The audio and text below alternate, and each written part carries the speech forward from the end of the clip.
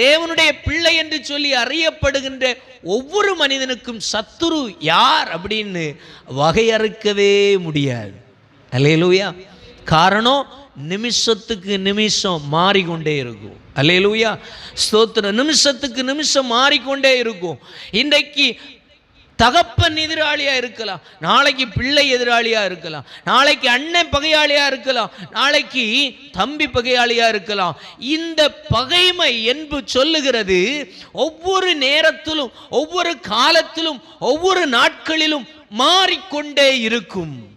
அல்லேலூயா, அல்லேலூயா. அப்போ இவர்கள் நம்முடைய பகையாளிகள் அல்ல, இவர்கள் நம்முடைய விரோதிகள் அல்ல. இவர்களை இயக்குகின்ற ஒரு வல்லமை இவர்களுக்கு பின்னால் இருந்து செயல்படுகிறது. அதனால தான் நீங்கள் இந்த பிரச்சனை முடிஞ்ச உடனே